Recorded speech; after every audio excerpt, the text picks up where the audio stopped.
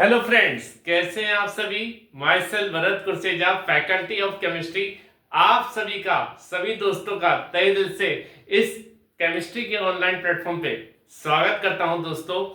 दोस्तों हमने हमारा जो लास्ट लेक्चर रहा था उसमें हमने क्लास 10 केमिस्ट्री का जो पहला चैप्टर है केमिकल रिएक्शंस एंड इक्वेशंस के कुछ टॉपिक की बात करी थी, जिसमें हमने बात करी थी कि जो बैलेंस्ड केमिकल इक्वेशन है वो क्या होती है और किसी भी अनबैलेंस्ड केमिकल इक्वेशन को कैसे हिट एंड ट्रायल मेथड के थ्रू बैलेंस किया जा सकता है।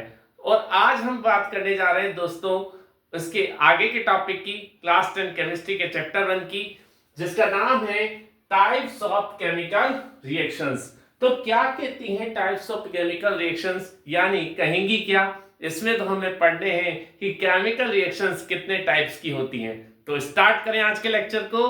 तो जुड़ जाइए हमारे साथ, गुड मॉर्निंग बोल के, हाय बोल के, जो भी बोलना है बोलिए, दिल खोल के बोलिए। ये आप ही का प्लेटफॉर्म है, बिना झिझक के बोलिए, क्योंकि जितना ज्यादा आप अपना जोश और जुनून दिखाएंगे उतना ही ज्यादा मजा आएगा मुझे भी पढ़ाने में। तो दिखा दीजिए अपनी प्रेजेंस, गुड मॉर्निंग बोल के, हाय बोल के, जो भी बोलना है बोलिए, दिल खोल के बोलिए दोस्तों। चलिए, गुड मॉर्निंग सभी को, गुड मॉर्निंग। चलिए स्टार्ट करते हैं आज के लेक्चर को। तो टाइप्स ऑफ केमिकल रिएक्शंस की बात कर रहे हैं, जिसमें पहला टाइप हम देखने जा रहे हैं जिसका नाम है कॉम्बिनेशन रिएक्शन। तो क्या होती है दोस्तों कॉम्बिनेशन रिएक्शन, इसके बारे में डिस्कस करते हैं। Those reactions in which two or more single substances combine to form a single substance, यानी ऐसी रिएक्शंस जिसमें टू या टू से ज्यादा सब्सटेंस कॉम्बाइन होते हैं और कॉम्बाइन होकर बनाते हैं एक सिंगल सब्सटेंस को, वो कहलाती हैं कौन सी रिएक्शंस, कॉम्बिनेशन रिएक्शंस। जैसे कि आप एग्जांपल देख सकते हैं, कार्बन जो सॉलिड है और ऑक्सीजन गैस, ये दोनों सिंगल सब्सटेंसेस हैं, ये दोनों आपस में रिएक्ट करेंगे और एक सिंगल सब्सटेंस बनाएंगे CO2 गैस। तो यानी दो सिंगल सब्सटेंस आपस में कंबाइन हुए और एक सिंगल सब्सटेंस इन्होंने फॉर्म किया। तो यहां पर ये कौन सी रिएक्शन हुई दोस्तों, कॉम्बिनेशन रिएक्शन हुई। यहां पे CaO सॉलिड यानी कैल्शियम ऑक्साइड सॉलिड और CO2 गैस जब आपस में कंबाइन हो रही है तो कैल्शियम कार्बोनेट का फॉर्मेशन हो रहा है दोस्तों सॉलिड फॉर्म में, जो हमें बता रही है कि यहाँ दो सिंगल सब्सटेंस आपस में कंबाइन होकर एक सिंगल सब्सटेंस बना रहे हैं। तो यानी कौन सी रिएक्शन हुई, कॉम्बिनेशन रिएक्शन हुई। यहाँ पे पोटेशियम क्लोराइड का एक्वस सॉल्यूशन और ऑक्सीजन गैस के साथ जब रिएक्ट कर रहा है तो यहाँ पर जो है वो फॉर्मेशन हो रहा है किसका, पोटेशियम क्लोरेट का। तो यहां पर ये थोड़ा सा बैलेंस कर लेना, ये बैलेंस नहीं है, ठीक है। पोटेशियम 2 क्लोरीन 2 ऑक्सीजन कितने हो गए, ऑक्सीजन यहाँ पे 2 3 या 6, हाँ तो यहाँ पे 3 2 या 6 आएगा दोस्तों, 3 2 या 6 हो जाएगा। इसको थोड़ा सा बैलेंस कर लेना, ठीक है दोस्तों। तो यहां पर दो सिंगल सब्सटेंस आपस में कंबाइन होकर एक सिंगल सब्सटेंस का फॉर्मेशन कर रहे हैं, इसलिए ये भी कौन सी रिएक्शन हो गई दोस्तों, कॉम्बिनेशन रिएक्शन हो गई। अब बात करते हैं इसके अगले टाइप की। चलिए तो बात करते हैं हम दोस्तों अब इसके सेकंड पार्ट की। कौन सा है सेकंड पार्ट, डिकम्पोजिशन रिएक्शन, यानी दूसरे टाइप की केमिकल रिएक्शन हम देखने जा रहे हैं जिसका नाम है डिकम्पोजिशन रिएक्शन। तो डिकम्पोजिशन रिएक्शन क्या होती है दोस्तों, those reactions in which a compound when heated, ऐसी रिएक्शन जब जिसमें किसी कंपाउंड को जब हीट किया जाता है डायरेक्टली और इनडायरेक्टली, यानी डायरेक्टली या इनडायरेक्टली जब किसी कंपाउंड को हीट किया जाता है, then it breaks down into two और मोर सिंपलर सब्सटेंसेस, तब ये ब्रेक डाउन हो जाता है टू और मोर सिंपलर सब्सटेंसेस में, आर कॉल्ड डिकम्पोजिशन रिएक्शंस। और ये कौन सी रिएक्शंस कहलाती है दोस्तों, डिकम्पोजिशन रिएक्शन कहलाती है। यानी जिन रिएक्शंस में एक सिंगल सब्सटेंस को जब क्या किया जाता है, डायरेक्टली या इनडायरेक्टली एक कंपाउंड को, सिंगल कंपाउंड को डायरेक्टली या इनडायरेक्टली हीट किया जाता है, तो वो टू और मोर सिंपलर सब्सटेंसेस में ब्रेक हो जाता है, टूट जाता है, और ऐसी रिएक्शंस हो जाती हैं दोस्तों डिकम्पोजिशन रिएक्शंस।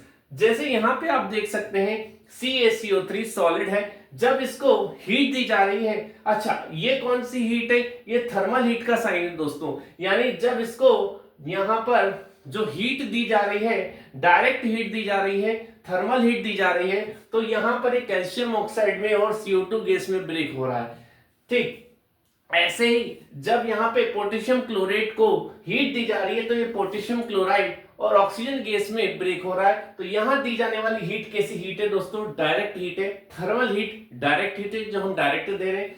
तो ऐसे ही यहाँ पे सिल्वर ब्रोमाइड जो है, जब इसको सनलाइट से हीट मिल रही है, यानी एक तरीके से इनडायरेक्टली हीट मिल रही है, तो फिर ये 2Ag प्लस Br2 में ब्रेक हो रहा है। जब 2AgCl को इनडायरेक्टली हीट मिल रही है, यानी सनलाइट से हीट मिल रही है, तो ये 2Ag प्लस Cl2 में ब्रेक हो रहा है। तो यानी डायरेक्टली या इनडायरेक्टली जब किसी सब्सटेंस को हीट मिले और वो ब्रेक हो जाए टू और मोर सिंपलर सब्सटेंसेस में, एक ही सब्सटेंस टू और मोर सिंपलर सब्सटेंस में ब्रेक हो जाए हीट मिलने के बाद, तो ऐसी रिएक्शंस कौन सी रिएक्शंस होती हैं दोस्तों? डिकम्पोजिशन रिएक्शंस होती हैं। बढ़ते हैं नेक्स्ट टाइप पे आते हैं, नेक्स्ट टाइप देखते हैं इसका। ठीक है,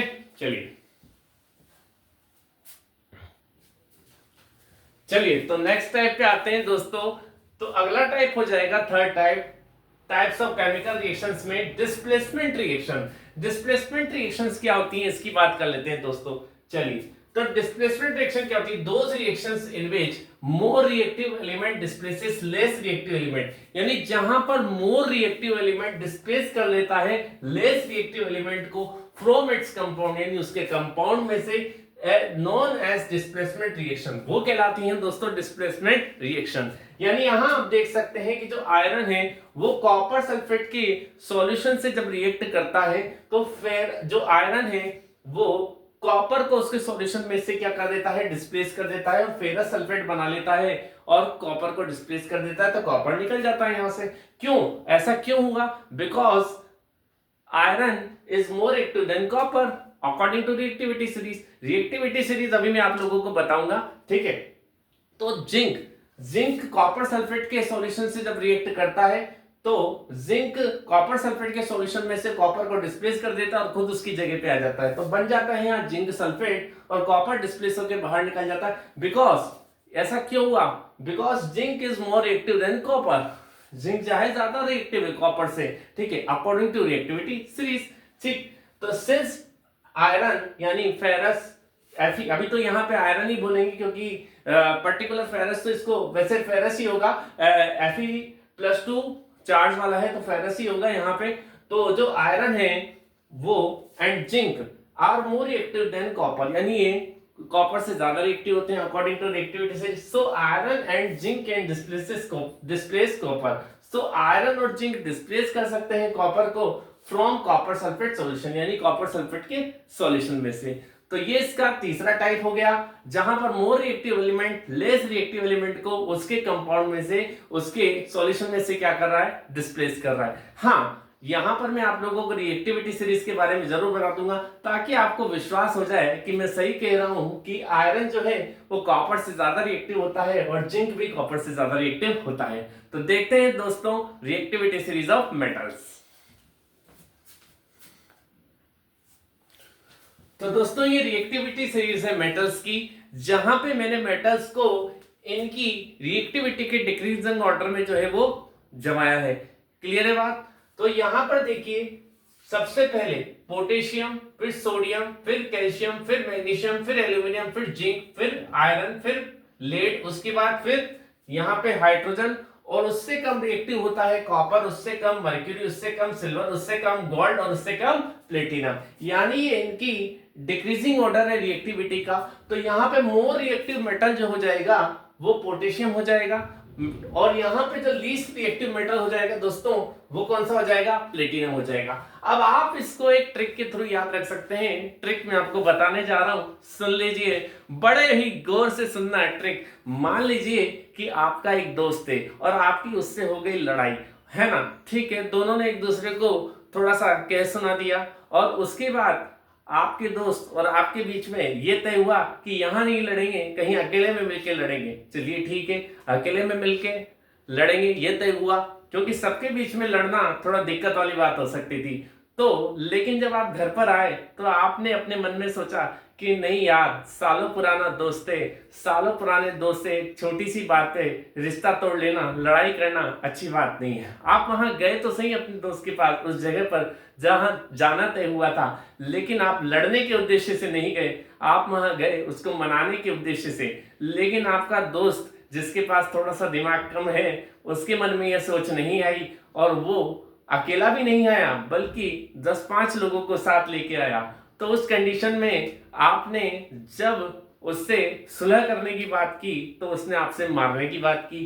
तो फिर इस कंडीशन में आप उससे क्या करें, कुछ न कर मुझे अकेला जानकर, कि मुझे अकेला जानकर कुछ भी न कर, फील कर प्रभु है क्योंकि, क्योंकि आपका प्रभु में विश्वास है। अरे प्रभु में विश्वास है तभी तो आपकी बुद्धि अच्छी चली। तो आपने क्या कहा उससे, कुछ न कर मुझे अकेला जानकर, फील कर प्रभु है क्योंकि। तो फिर उसके बाद आपने जब उससे ये बात कही कि भैया प्रभु तो हैं, प्रभु तो देख रहे हैं, तो फिर आपने उससे कहा ले गले लगते हैं और फिर से दोस्ती कायम कर लेते हैं दुश्मनी को बुला के। तो आपने कहा हक करूं, आगे आऊं प्लीज, क्योंकि उससे पूछना तो पड़ेगा, एक तो पता पड़े आप उससे दोस्ती खत्म करने गए और वो आप ही को खत्म कर दे। सही बात है कि नहीं है। तो ये रिएक्टिविटी सीरीज है मेटल्स की, जिसको आप याद कीजिए। अकॉर्डिंग टू 10th क्लास आपके इतने मेटल्स काफी हैं। ठीक है, फिर बात करेंगे, अभी 2 टाइप्स बाकी हैं केमिकल रिएक्शंस के, जिनके बारे में डिस्कस करेंगे हमारे नेक्स्ट लेक्चर में। ठीक है, क्योंकि अभी मेरी नेक्स्ट क्लास है तो वहां भी जाना है। मिलते हैं नेक्स्ट लेक्चर में, तब तक के लिए आपसे बच्चों का, सभी दोस्तों का तहे दिल से धन्यवाद है। और क्लास को लाइक जरूर कर देना, चैनल को सब्सक्राइब जरूर कर देना और शेयर जरूर करना वीडियो को अपने उन साथी दोस्तों के साथ जो कर रहे हैं 10th क्लास, CBSE, RBSE, किसी भी एग्जाम की प्रिपरेशन। तो मिलते हैं इंग्लिश मीडियम, मिलते हैं नेक्स्ट लेक्चर में, तब तक के लिए जय श्री कृष्ण।